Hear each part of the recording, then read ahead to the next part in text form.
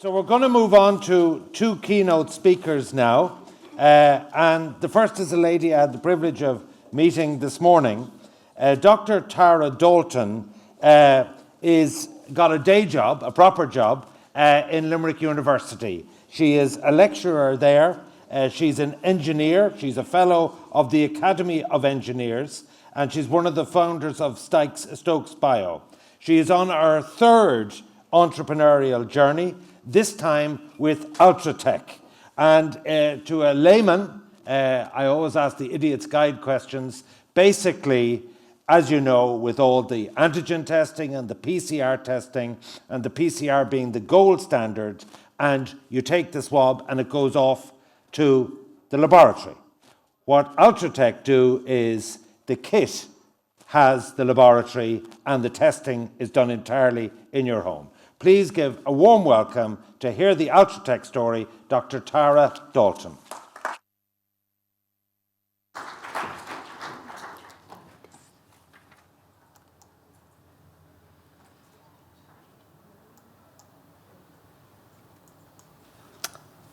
Thank you, Ivan, and thank you for having me here today. So I'm not just going to talk about the Altratech story. I've done a couple of companies, and I want to talk about the type of capital that I have raised and the pitfalls that have happened along that journey. So I've kind of been through everything from university grants to venture debt, to venture capital, to strategic partnerships, to exits, and I just wanted to talk just sort of the pitfalls about and what we've done through that. So as Ivan said, I'm based in the university, and most of the spin-outs that I've done come from the university, and as a consequence, which has been just amazing, we have had time to incubate the technology. So most of what I've done is deep IP, deep technology companies. And so using grants in the commercialisation fund from Enterprise Ireland, which other founders have spoken about, I've had a chance to incubate that technology there. And I think that's the first piece of advice I could give, is that it is just so useful because the clock isn't ticking. Okay, so you're not being diluted. You don't have that money in there. The clock isn't ticking, and so you have time to develop that technology to the best you can. And I think one of the things I say with Stokes Bio, we probably spun out a little too early. So from my thinking, stay in the university, stay in a safe space as long as you can until the technology is a little bit more developed. So I want to talk about sort of venture capital, grants, venture debt, and strategic partners. So the first thing I want to talk about is venture capital. So the very first company I did that spun out from the university, I'm an actual aeronautical engineer by training, and it was basically looking at fibre optic technology to look at damaged buildings and damaged aircraft. And I had an opportunity to go to Boston with a set of VCs that I could pitch my idea to. And at the time, it was a piece of hardware technology. Okay, and I was very proud of it, and I was really excited about this, and I thought I could hear all the applications. But when I got there, every other company was pitching .com and software. And I just, I came home with the tail between my legs going like, that ain't happening. And it wasn't that the technology wasn't good. It was just not where it was at in the venture world. So the first lesson I learned, now the company went on, but we didn't raise venture capital, was skate where the puck is, right? Skate where it's going to be. Okay. In other words, you have to. From my mind, thinking of that application, I had to think about, okay, where's there big things happening? So what I did straight away is change. Okay, not doing aeronautical engineering more. I'm now switching completely to biotech. Okay, so I switched my career to looking at biomed and bioassays and applying my engineering knowledge to that. So the next thing I learned. So that was the first thing I learned. Okay, so the next thing I was thinking about when we're pitching to venture capitalists is, okay, so what's the value proposition and how do you actually do that?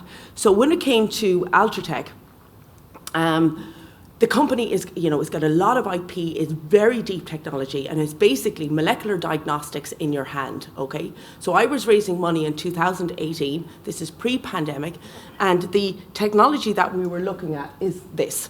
Okay, so this is what I was trying to raise. It's really complicated. It's PCR in your hand. And I thought, okay, how do I actually create that value proposition for the VC?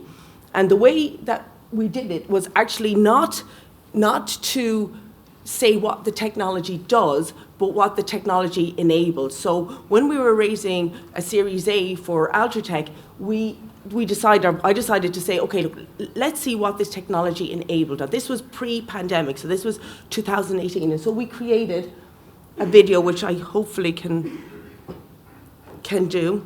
If you can you play it? Or have you played? Sorry.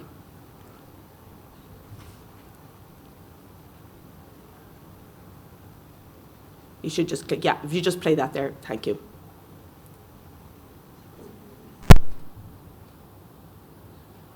Yeah. Okay, so you're probably not going to hear the music, but so again, so the thought was to say, okay, so we have this technology and we want to create a need for it. And so instead of me going and saying, okay, that this is what it does, and again, this was pre-pandemic, we said that this is what Altratech technology can do. Okay, so basically it is, we had a lot of, right, obviously this would be COVID now, but this was pre-pandemic, so this was pre-COVID.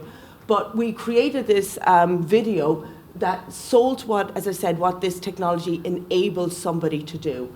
Now, we did a lot of writing on it because we were showcasing it to a big audience, in which case you couldn't hear it very well. But our technology basically said, we are going to be there for the next pandemic. Okay, and using that, then we raised the money we raised 5.5 million for Altratech. But I guess the thing I'm getting across is how you create that value proposition for a VC. So when they saw this, instead of discussing the technology, they discussed what this technology could create and what it could actually do. So the next thing, talking about, getting money from VCs, and what I learned was the narrative and credibility. Okay, so why your team and why now? So why is your team able to do this? And so, the credibility of your background, maybe you looked at something different, a different way, the approach to your technology, and your credibility. So that's generally publishing. So, and more so now, if we saw the disaster that was Theranos, that has changed, I think, in the way that you have to give your credibility. So again, for technology that I use, a lot of publishing, a lot of data to get that credibility for investment. And finally, and our speakers alluded to it the last time, the intellectual property. For pre-revenue companies, it's pretty much your only asset. So keep it safe is one thing, and keep it really clean is the other thing. So make sure that your IP is just sewn up really nicely, ownership is very clear, etc. So that's what I just want to say about IP. So that's about, in my view, from both Stokes Bio and from Altratech, actually raising money from venture capital. The other things I want to talk about is raising money from government grants and competitions. Okay, so the nice thing about these is, okay, venture capital is obviously dilutive. So every time you raise money, you're usually diluting, which is maybe not the best thing for the founders. Obviously, it has to be done. But then there are other ways to get funding in that is non-dilutive. So one of the things we got from from the EU was we got 3.5 million euros using the SME instrument, which is non-dilutive capital, quite a lot of capital for your company. So that's something, that's really good. Obviously, it's scientifically based with a strong commercialization. So, but for us, I found it much more scientific based than necessarily commercially based, because they're looking at TRL level, sort of 5 or 6 in companies. The other non-dilutive funding that we got for Altratech was from BARDA, which is the Biomedical Advanced Research Development Agency in the United States. So this is a government contract. It's called eDrive, so it is basically, it's a contract, so it's non-dilutive, and it is looking to, it's other methods, so both EU and US, looking at sort of ways of getting quite significant contracts and grants that are non-dilutive. And obviously Enterprise Ireland, again, I think people have mentioned it before, of other things like innovation grants and other things you can do with universities that give you money into your company without actually, dilution. The last thing I just want to mention is strategic partners licensing and co-development. So in Stokes Bio, we raised about 5 million euros, and we were on a journey to raise another, a significant amount of money. And we wanted to have a strategic partner. And one of the reasons we wanted is that the business model that we had is that we had an instrument, but we didn't have the reagent. So we had like the razor, but not the razor blade. So we were very cognizant that our business model wasn't one that you could probably build a huge business out of. So we felt we needed to partner with somebody to do that. And I think trying to find a strategic partner was interesting. The type of people that we thought, I think to find a strategic partner, you have to know, or you have to try and guess what they would want to use your technology for, and that isn't always very easy. And actually, for us, it was really serendipitous. I happened to send an email, absolutely just unsolicited, to the CEO of Monsanto. I still remember his name is Hugh Grant. I mean, you're not going to forget that. So it's a 40 billion market cap company, to the CEO, and I sent that email saying, look, this is what we do. And he sent a team within 2 weeks of 8 people from Monsanto based in St. Louis in the US to the west coast of Ireland. And they came in, and literally we had very little working at that time. As I said to you, we kind of spun out a little early. So we had very little working. They came in and they just said, look, we want you to design us 10 instruments that can do 50,000 PCR reactions an hour. Can you do that? And my co-founder was away at the time, so I just said, yeah, we can do that. So I talked to my team, and they were like, Tara, are you crazy? And I said, no, look, these will be a great partner, because they're not in life sciences, they're a user. So I said, they'd be a really, really good partner. And they actually were. So what they did for us is they gave us 2 million euros straight off to prove concept on what we could do. And I had no idea I didn't really know what they did. So they did this thing called genotyping. Anyone, biologists will know what genotyping is. I had to Google it. And I thought, oh my God, we're going to have to redesign something. And they gave us samples, and they said to us, test these. And we produced this data. And I thought, as an engineer, this data is, oh my God, it's terrible. Look at the spread of the blue dots and the green dots and the red dots.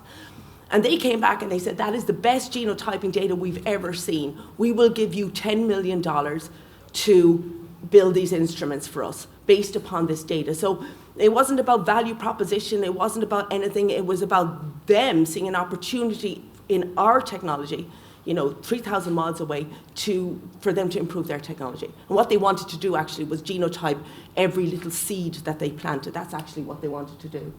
So what they also did then is they encouraged life technologies, because life technologies were, Monsanto was life technology's biggest customer. So they encouraged life technologies to acquire us.